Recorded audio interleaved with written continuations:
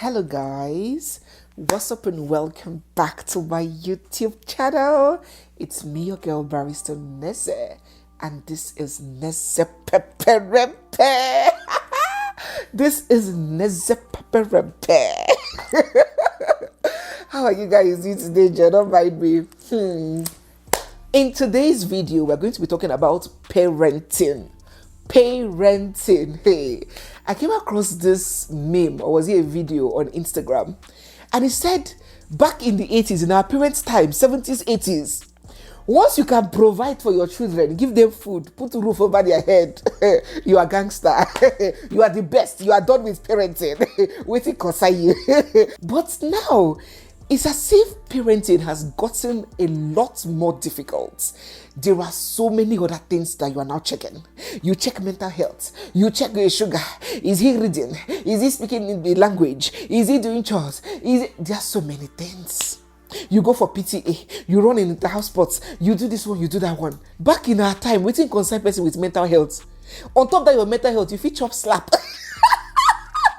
On top that mental health that you say you have, you feel chop beating on top, your head go correct by force.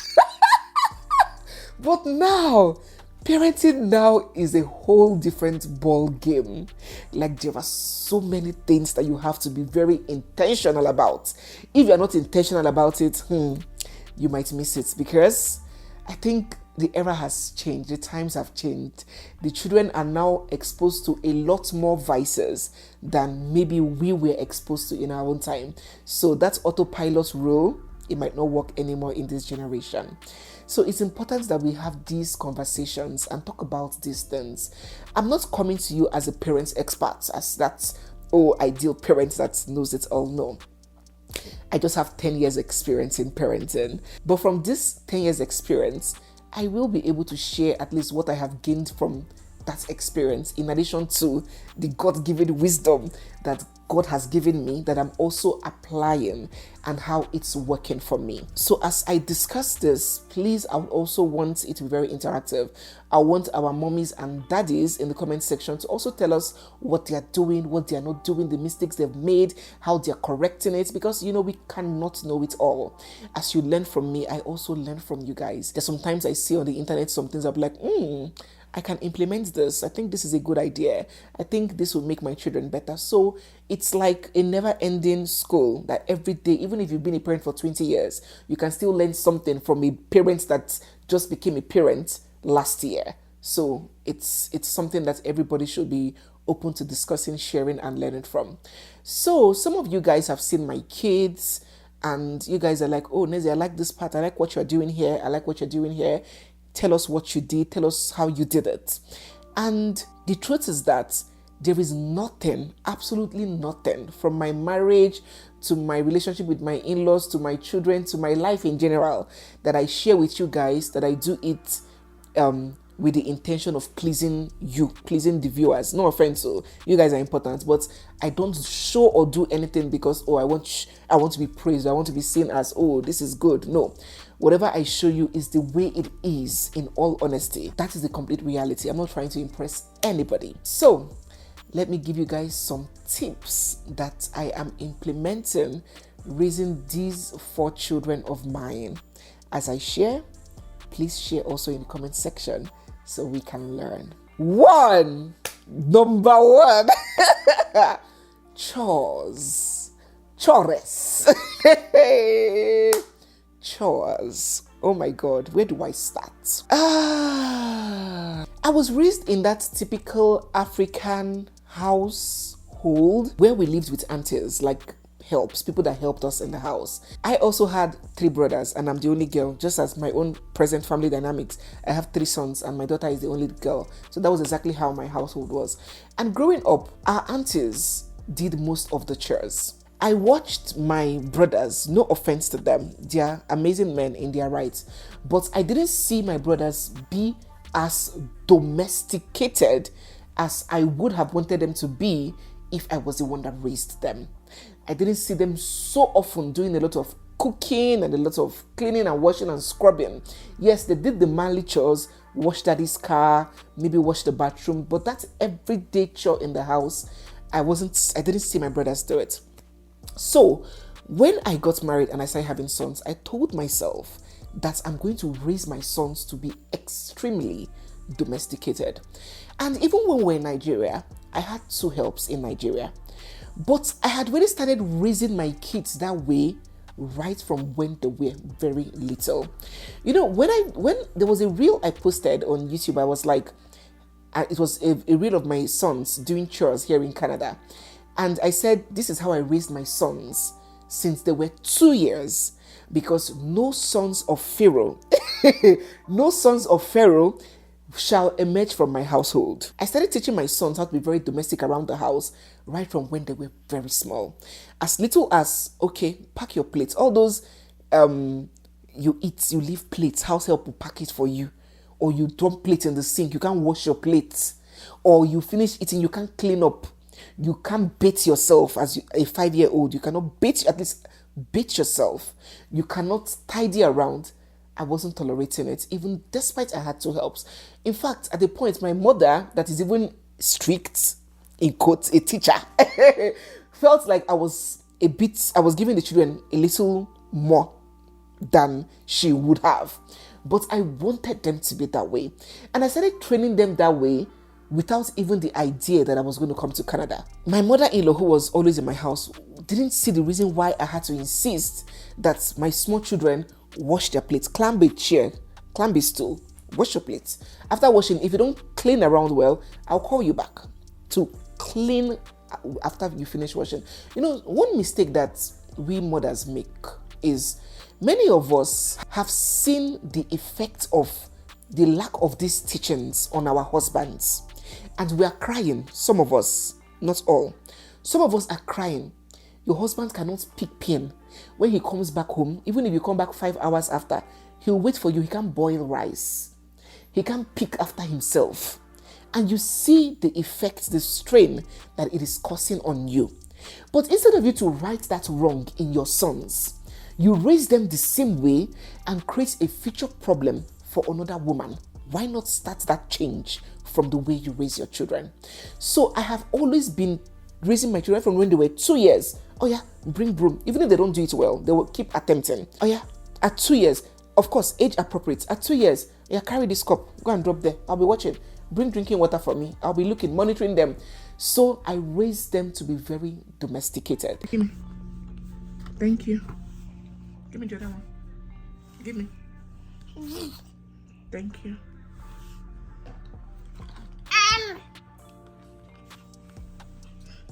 Thank you. Now give me. Thank you. Yeah, pick that one. Pick that one there. Give me this one. Give me. Give me this one. Give me. Give me. Give me this. Yeah, give me. Thank you. Thank you. Yeah, give me this one. Give me this one. This one. Give me. Thank you. Oh yeah, give me this one. This one. Give me that one. Thank you. Thank you, darling. Clap for yourself. At the age of 6, 7, you start doing your laundry, of course, with the washing machine. You lay your bed when you wake up. You sweep, you mop, you do everything. There is nothing like he's a boy or she's a girl. That one does not exist in my house, because no sons of Pharaoh shall emerge from my house. No sons, no daughters of Delilah shall emerge from my house. So I started training my children that way. I didn't even know that I was preparing them for something coming in the future. When I was raising my children this way, my mother-in-law was like, leave them. It's okay.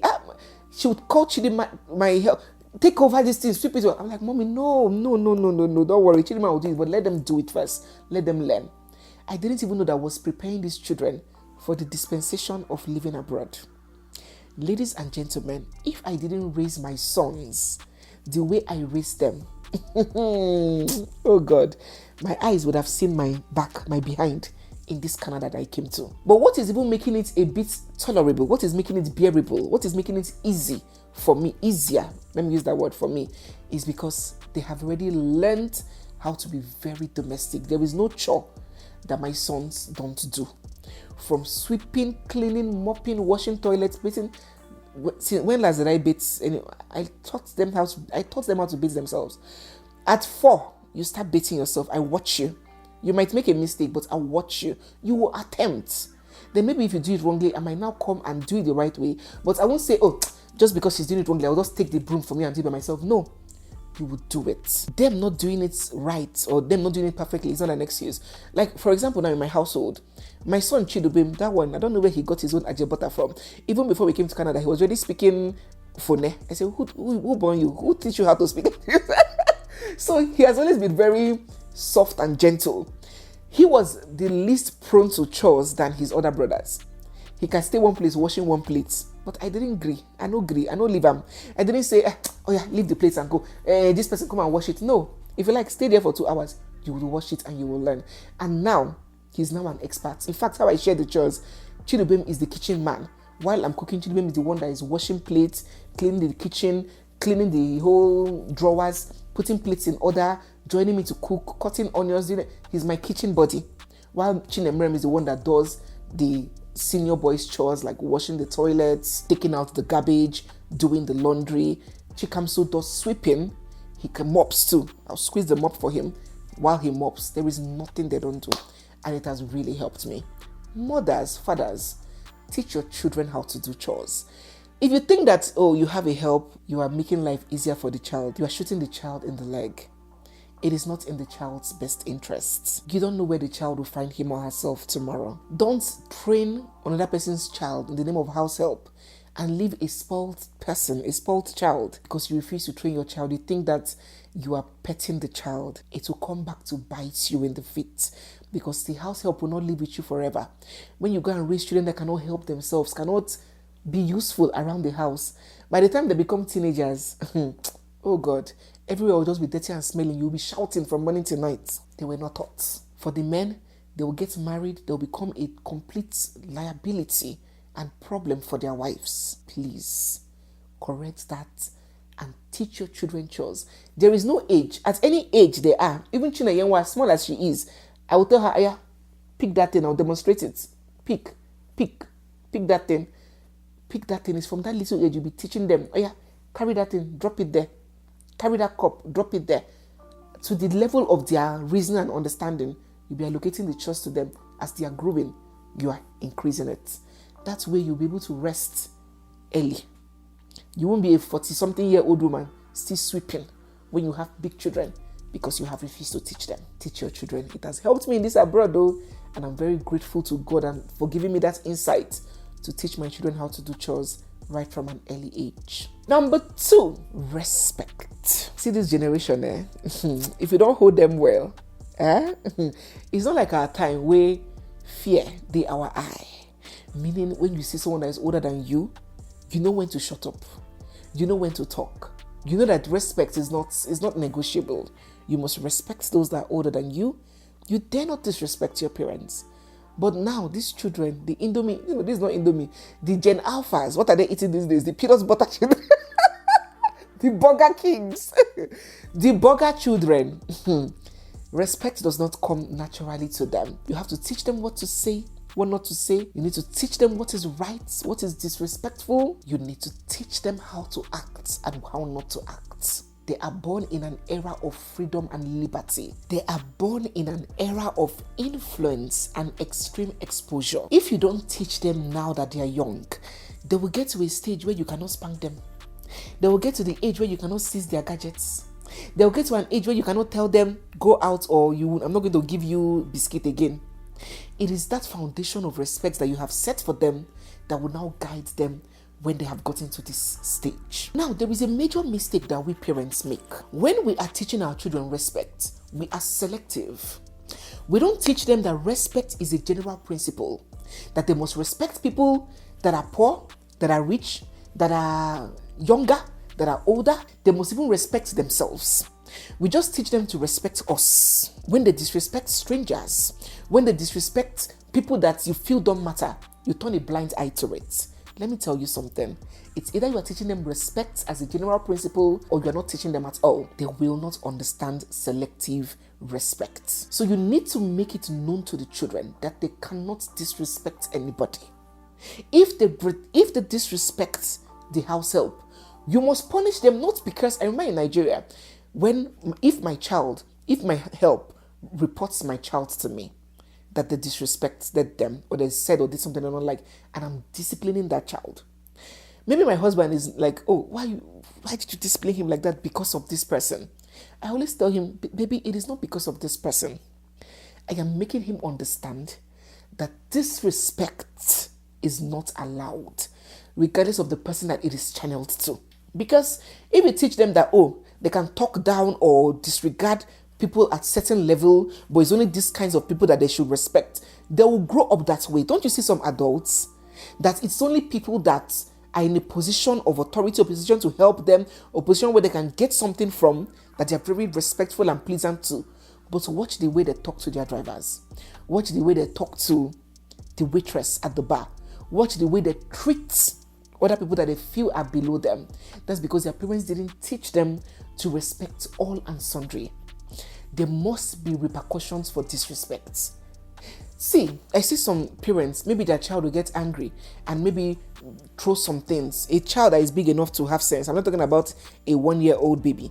A child of 7, 6, 5, 8 is upset and walks out of the parents, and they'll be like, come, I'm calling you. Baby, talk back. This child does not, and you let it slide. You have taught that child that he can behave that way, and there are no repercussions for that behavior. You now say, I am piling it up. One day. No. Address disrespect immediately it happens. Because these children, they have sense. They know. If they know that there will be dark consequences for behavior, they will check themselves. But when they know that you will let it slide, it starts accumulating like a snowball. It starts getting bigger until they get to the stage where they will just bang the door on you and walk out of the house. So as that child is showing that little disrespect, you call the child back, come here. You say, what did you just do? Don't you ever. You discourage that behavior immediately. You make him or her understand that such behavior, there must be consequences. Nothing slides. No disrespect slides in this house. I'm still talking about disrespect and respect. You also have to also teach them respect for their siblings, for their elder siblings. See, as parents, you need to set a hierarchy, a structure of hierarchy in your home. Because the truth is that you won't be there forever. One day we'll be old, we'll be gone. What would hold the family structure together is how you have made the younger ones see their older siblings. Whether there will be problem in the family and the older brother, whether he's richer or poorer than the younger ones, will call for a meeting and everybody will listen to him, take his advice. Whether he'll be able to broker peace in the family and keep the family together depends on how the parents have raised the siblings to see or respect their older ones. So if you encourage the younger ones to disrespect their older sibling and you just dismiss it a wave of hand, you are setting a future problem in your family. Because when you are gone, there will be nobody in the family that can say, oh yeah, it's okay, and anybody will listen. Because there hasn't been any respect right from when they were children. In our time, we used to call our elder ones brother, uncle, brother this, sister this, isn't it? That brother and sister, even as married people, you still respect that your elder brother, that's your elder sister. When there's family problem or when there's disagreement, that elder brother can still call you and talk to you and tell you, oh yeah, relax, calm down, let this slide, and you will listen. That's because right from when we're little, our elder ones, just as like our parents, had the authority to caution us, to discipline us, to direct us, to order us. There was a respect structure. So it is very important to inculcate this respect structure even amongst siblings. Let your younger son know that this is his elder brother. Sometimes put that elder brother in positions of authority and say, oh yeah, this person, I put you in charge. Do this, share this biscuit amongst your brothers. Let them understand that they have to respect their elder ones. So yes, mommies and daddies, setting that tone for respect is very important raising these children. Respect for us, their parents. Respect for outsiders, their teachers, neighbors. Respect for those that seem like they're below them, like their house helps. They must know that this is Auntie Chioma. You dare not talk to her. You see some children, they'll be slapping their house, beating their house up. The mother will be there laughing. Leave her alone now. Leave her alone. sorry to discipline the child and make that child know that it is not acceptable. You do not respect this auntie just because she's here taking care of you. You encourage your child to disrespect their helps. You are shooting yourself in the leg, because that child that you have told that it's okay to disrespect this adult, one day will turn around and disrespect you.